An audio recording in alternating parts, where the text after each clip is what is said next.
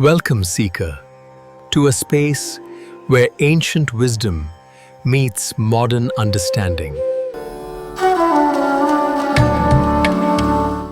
नमस्ते, मैं डॉक्टर सुरेंद्र और मेरे साथ हैं डॉक्टर अनगा। हम साथ मिलकर आपके साथ साझा करेंगे कि कैसे आयुर्वेद का प्राचीन नॉलेज और आर्टिफिशियल इंटेलिजेंस मिलकर आपके स्वास्थ्य और जीवन को एक नई दिशा दे सकते हैं। हम आपको अपना ऑडियो पॉडकास्ट दे रहे हैं जिसे आप कहीं भी कभी भी सुन सकते हैं। तो आइए परंपरा और नई तकनीक को जोड़ते हुए अपनी यात्रा की शुरुआत करें।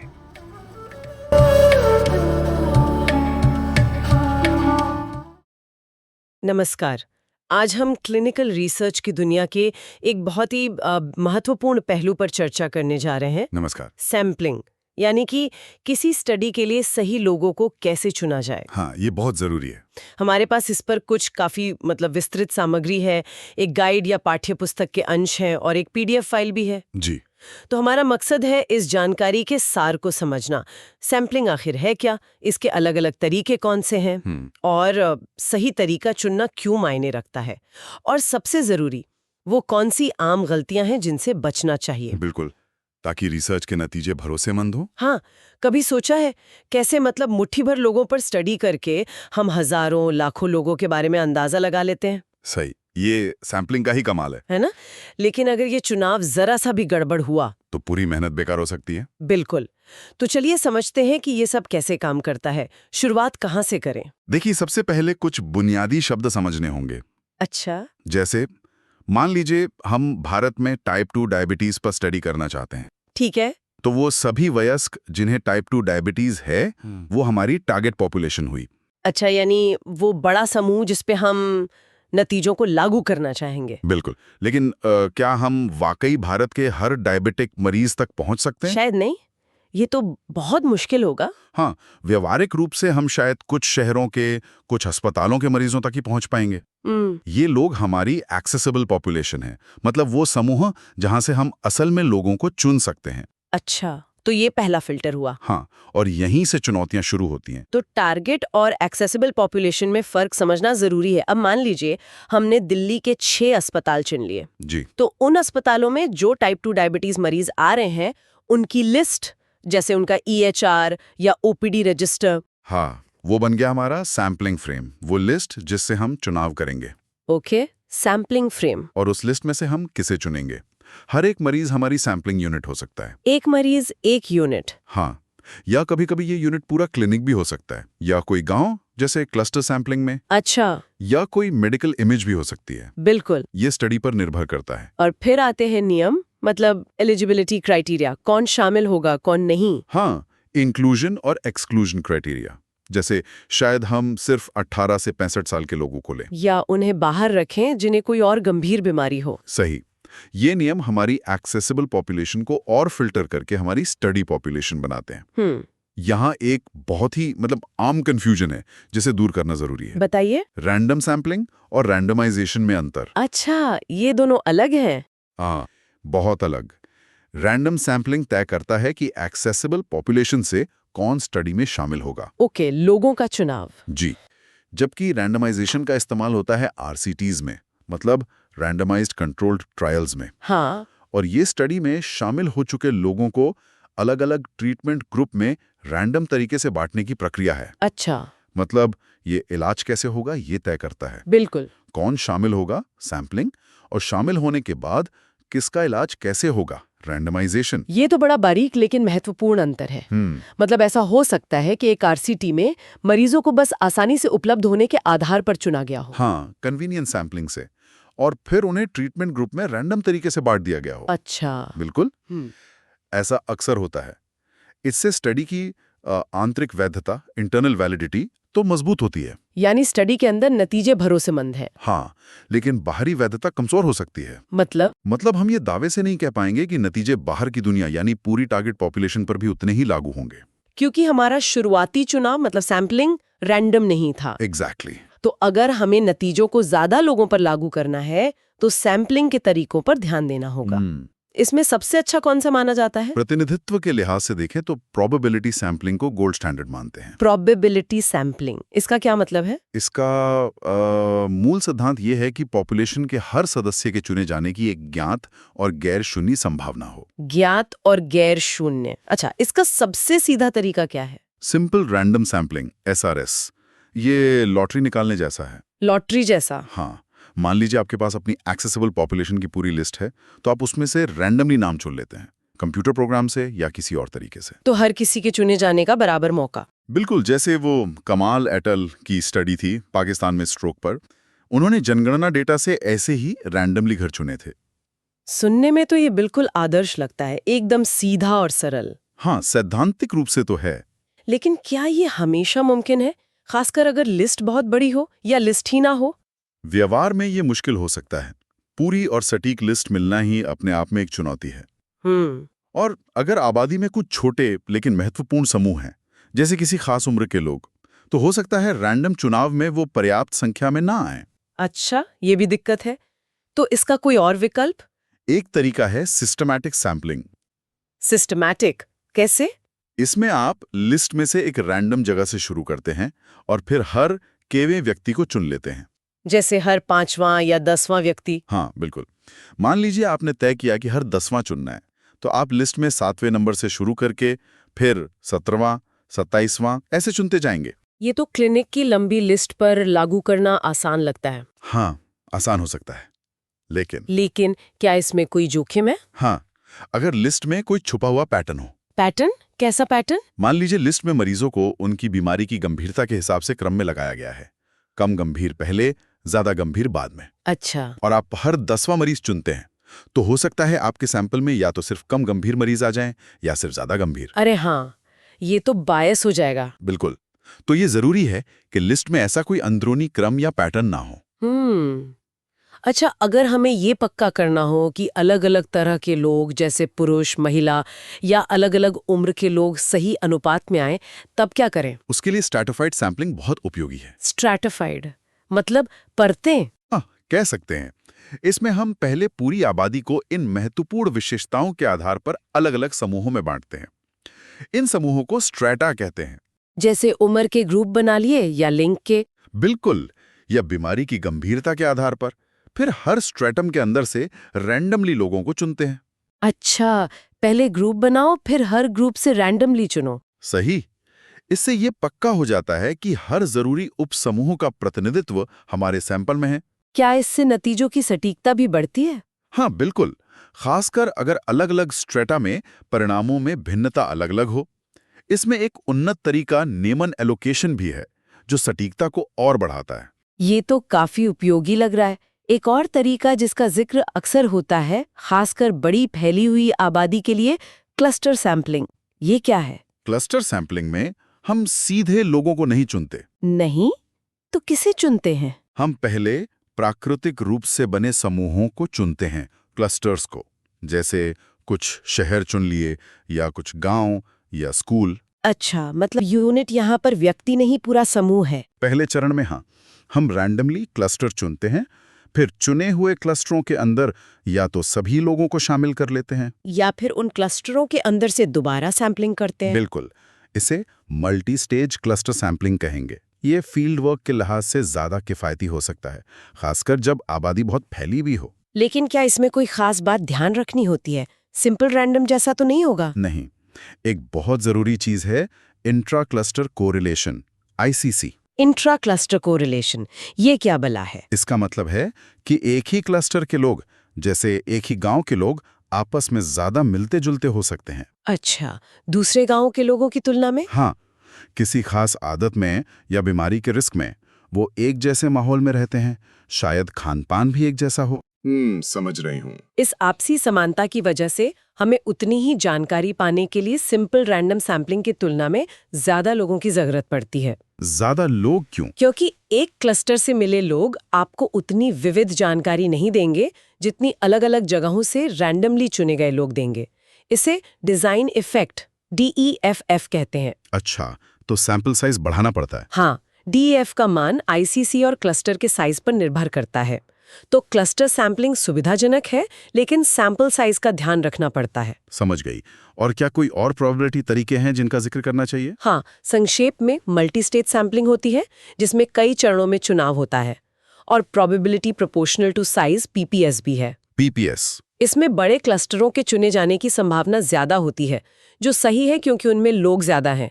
ये सब बड़े राष्ट्रीय सर्वे वगैरह में काम आते हैं। ये तो हुई प्रोबेबिलिटी सैम्पलिंग की बात, जिसे हम आदर्श मानते हैं। लेकिन आपने शुरू में कहा था कि क्लिनिकल रिसर्च में अक्सर दूसरे तरीके इस्तेमाल होते हैं। हाँ, अक्सर।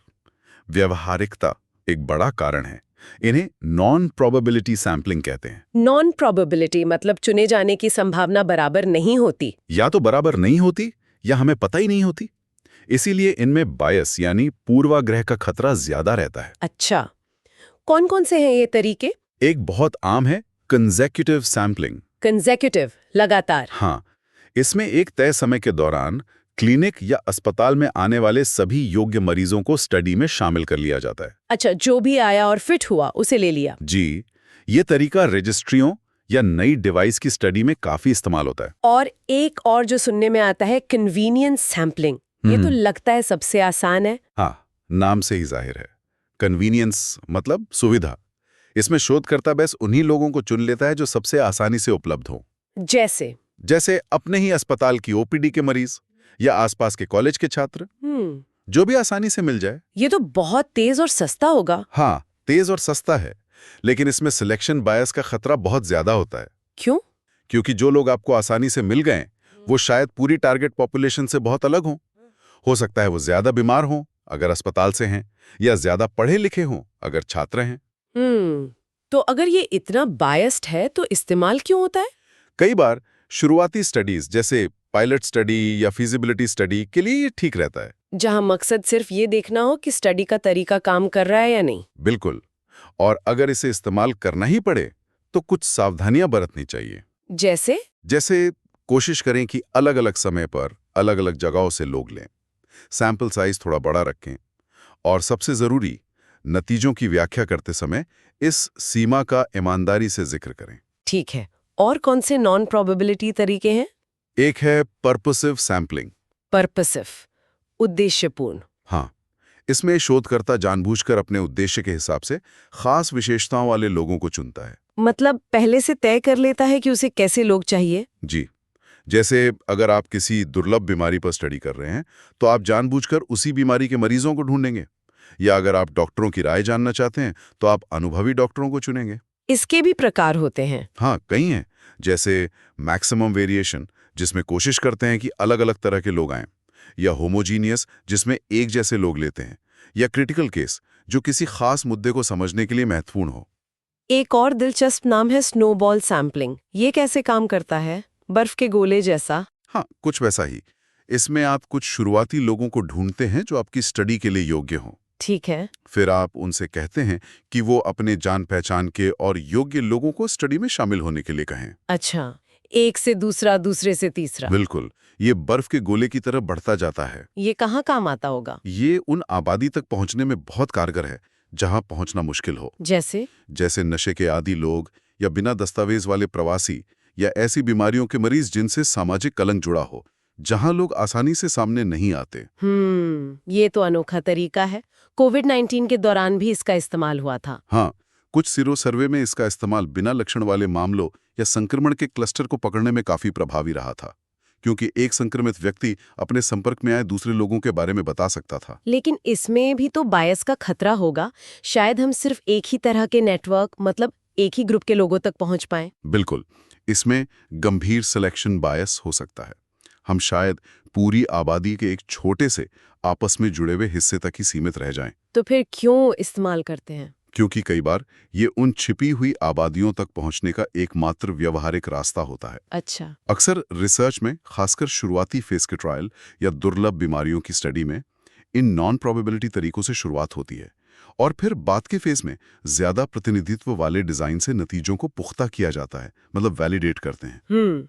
अब अगर हम अलग अलग स्टडी डिजाइन देखें, जैसे कोहॉर्ट या केस कंट्रोल, तो उनमें सैम्पलिंग का क्या रोल है? क्या वहां भी ये तरीके लगते हैं? बिल्कुल, सैम्पलिंग इन डिजाइन्स का कह सकते हैं अभिन्न अंग है। जैसे कोहॉर्ट स्टडीज में जहां लोगों का समय के साथ पीछा करते हैं। हाँ, कोहॉर्ट स्टडीज में अक्सर इलेक्ट्रॉनिक हेल्थ रिकॉर्ड ये चार या रजिस्ट्रियों से स्ट्रैटिफाइड या कंसेक्यूटिव सैम्पलिंग की जाती है। यहाँ ये साफ करना बहुत जरूरी होता है कि हम नए मामले देख रहे हैं या मौजूदा मामले, प्रेवलेंट केसेस, दोनों के लिए सैम्पलिंग अलग हो सकती है। अच्छा। और केस कंट्रोल स्टडीज में जहां बीमारी वाले और बिना बीमारी वाले लोगों की तुलना करते हैं। केस कंट्रोल स्टडीज में कंट्रोल ग्रुप का चुनाव बहुत ही महत्वपूर्ण है।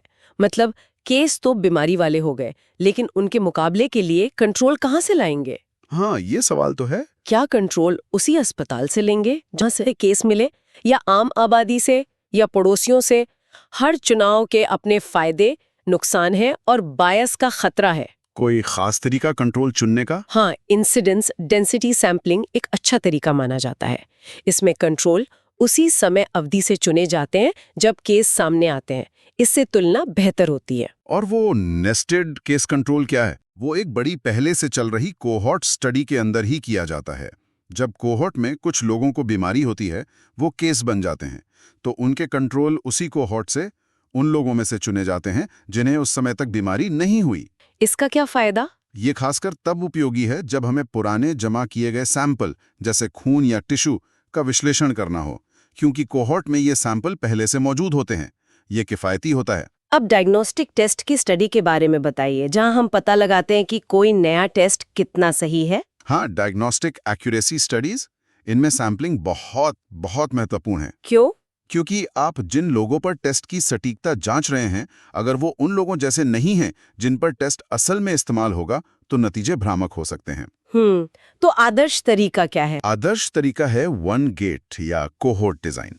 इसमें आप उन सभी मरीजों का सैंपल लेते हैं जिनमें डॉक्टर को शक है कि उन्हें बीमारी हो सकती है, मतलब जिन पर असल में टेस्ट इस्तेमाल होगा, चाहे उन्हें बीमारी निकले या न निकले। हाँ, फिर उन सब पर नया टेस्ट और गोल्ड स्टैंडर्ड टेस्ट दोनों किए जाते हैं और तुलना की जाती है। लेकिन आपने कहा ये आदर्श है, मतलब ज्यादातर ऐसा नहीं होता? हाँ, ज्यादातर टू गेट या केस कंट्रोल डिजाइन इस्तेमाल होता है। टू गेट।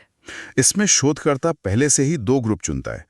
एक वो जिन्हें पक्का पता है कि बीमारी है, केस, और दूसरा वो जिन्हें पक्का पता है कि बीमारी नहीं है, कंट्रोल। और फिर दोनों ग्रुप पर टेस्ट करते हैं।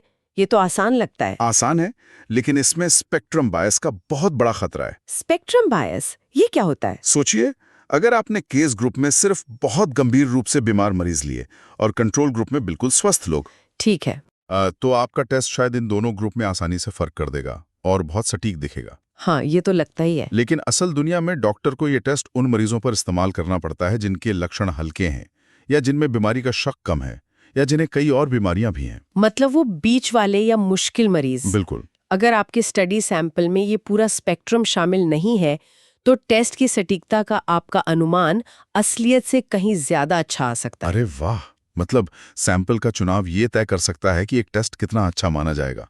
ये तो वाकई दिलचस्प और जरूरी बात है। बिल्कुल। इसी तरह क्लस्टर रैंडमाइज्ड ट्रायल्स या स्टेप्ड वेज ट्रायल्स होते हैं। हाँ, जहाँ पूरे क्लस्टर को रैंडमली इंटरवेंशन मिलता है। जी, वहाँ सैंपलिंग पहले क्लस्टर लेवल पर होती है और फिर उन क्लस्टरों में मरीजों को अक्सर कंसेक्यूटिव तरीके से शामिल किया जाता है।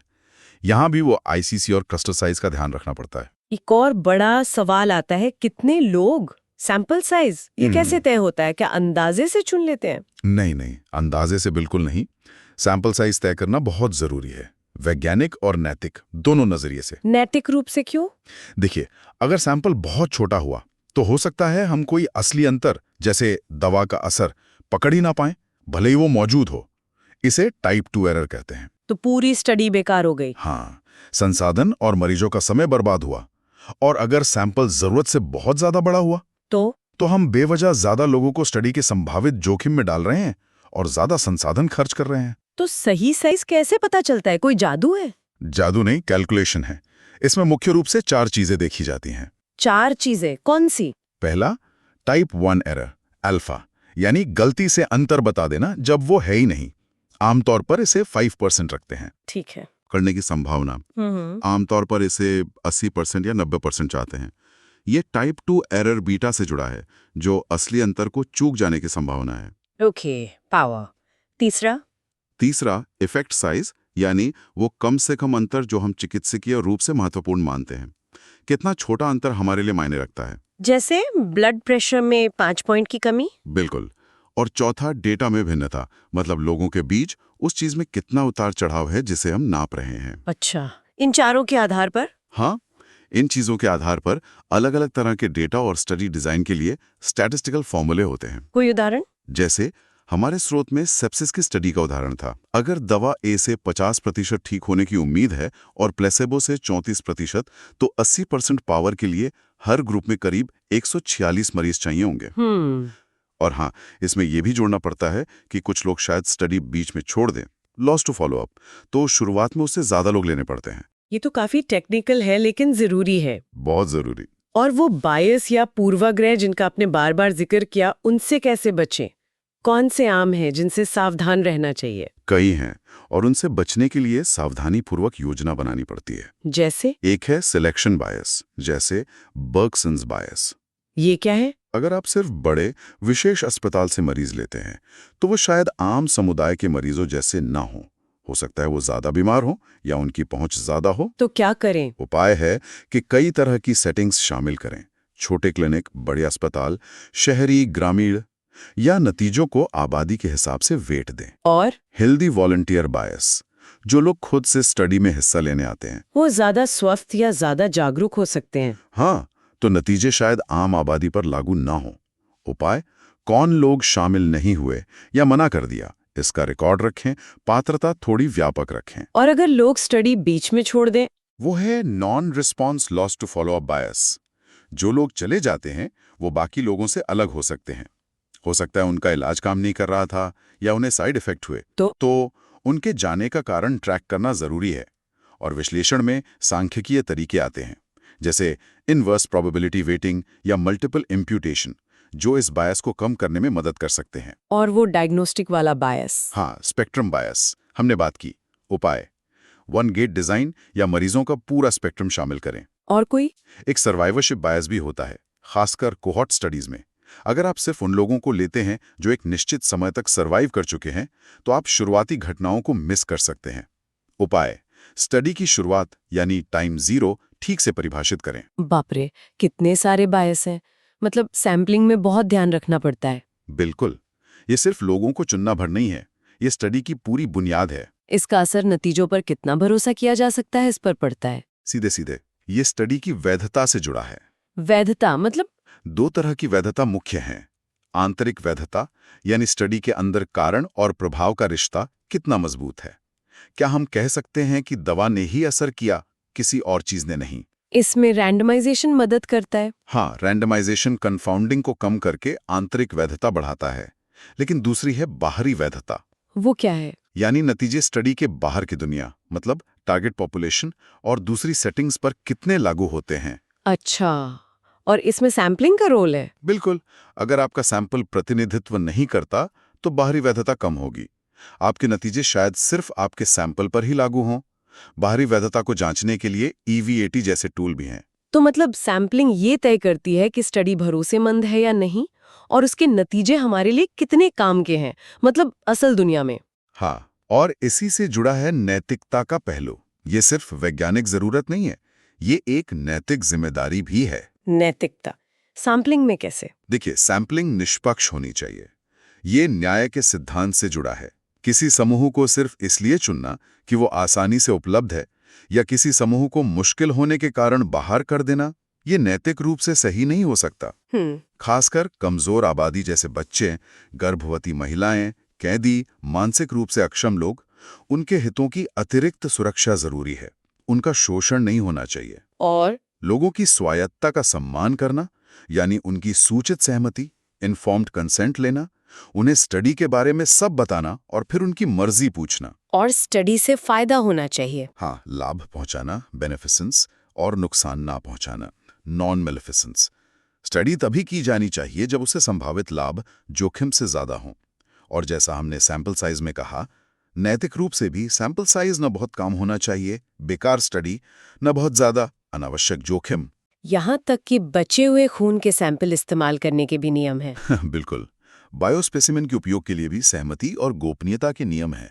ये सब अच्छी research practice, good clinical practice, GCP का हिस्सा है। और ये सारी जानकारी कैसे सैंपल चुना, कितने लोग शामिल हुए, कितने बाहर हुए, इसे साफ साफ रिपोर्ट करना भी जरूरी होगा। बेहद जरूरी। पारदर्शिता रिसर्च की आत्मा है।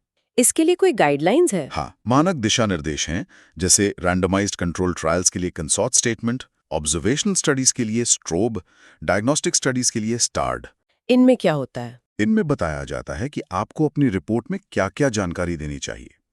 इनमें अक्सर एक फ्लो डायग्राम बनाने को कहा जाता है। Flow diagram? हाँ, वो दिखाता है कि कितने लोगों से संपर्क किया गया, उनमें से कितने स्टडी के लिए योग्य निकले, कितनों ने हिस्सा लेने के लिए सहमति दी, कितनों ने ट्रीटमेंट पूरा किया और अंत तक कितनों का डेटा विश्लेषण में शामिल हुआ। अच्छा, इससे पूरी प्रक्रिया साफ हो जाती है। बिल्कुल, कोई भी पढ़कर समझ सकता है कि सैंपल कैसे बना। कोई और व्यावहारिक सुझाव जो रिसर्चर ध्यान में रख सकते हैं?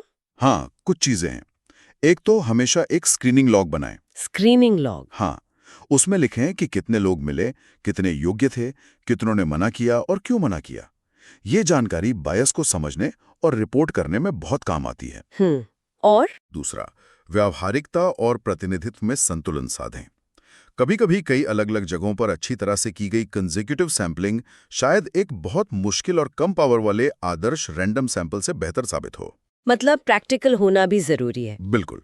तीसरा, अगर आप दुर्लभ बीमारियों या परिणामों का अध्ययन कर रहे हैं तो ज्यादा जोखिम वाले समूहों को जानबूझकर ज्यादा संख्या में शामिल करें, ओवर सैंपल करें और फिर विश्लेषण में इसका स्टैटिस्टिकल एडजस्टमेंट करें। अच्छा। चौथा, हमेशा साफ करें कि आपका सैंपल नए मामलों का इंसिडेंट है या मौजूदा मामलों प्रेवलेंट का। इसका बहुत फर्क पड़ता है। और पांचवा? अपनी सैंपलिंग योजना को स्टडी के एस्टीमेंट से मिलाएं। एस्टीमेंट, ये नया शब्द है। पर इंटरकरेंट घटनाएं जैसे ट्रीटमेंट बदलना को कैसे हैंडल करेंगे, आपकी सैंपलिंग और विश्लेषण योजना, सब कुछ इसी एस्टीमेंट को सटीक रूप से मापने के लिए होनी चाहिए। वाह, ये तो काफी गहराई की बात है। हाँ, ये आजकल क्लिनिकल ट्रायल्स में बहुत महत्वपूर्ण माना जाता है। तो कुल मिलाकर हमने देखा कि सैंपलिंग सिर्फ एक तकनीकी प्रक्रिया नहीं है, ये विज्ञान, व्यावहारिकता और नैतिकता का संगम है। सही कहा। सही सैंपलिंग से ही भरोसेमंद जवाब मिलते हैं जिनका इस्तेमाल फिर मरीजों की देखभाल को बेहतर बनाने में हो सकता है। ये स्टडी की वैधता से लेकर नतीजों को असली दुनिया में लागू करने तक हर चीज को प्रभावित करता है। बिल्कुल। और अंत में एक सवाल शायद सोचने के लिए छोड़ जाते हैं। हाँ जरूर। जैसे उनकी स्वास्थ्य साक्षरता, हेल्थ लिटरेसी, उन्हें कितना सामाजिक सहारा मिलता है, सोशल सपोर्ट, उनकी डॉक्टर या अस्पताल तक पहुंच कितनी आसान है, या इलाज का खर्च उठाने की उनकी क्षमता। ये चीजें तो हम अक्सर नहीं मापते या मिलाते। सही। तो सवाल यह है कि क्या ये अदृश्य अंतर हमारे सैंपल में ठीक से नहीं झलकते, और अगर ऐसा है तो ये हमारे नतीजों की समझ और उनके इस्तेमाल को कैसे प्रभावित कर सकते हैं। क्या हमारे प्रतिनिधित्व वाले सैंपल भी पूरी कहानी बता रहे हैं? ये तो वाकई सोचने वाली बात है कि प्रतिनिधित्व का असली मतलब क्या है। इस गहरी और महत्वपूर्ण चर्चा के लिए आपका बहुत बहुत धन्यवाद। धन्यवाद।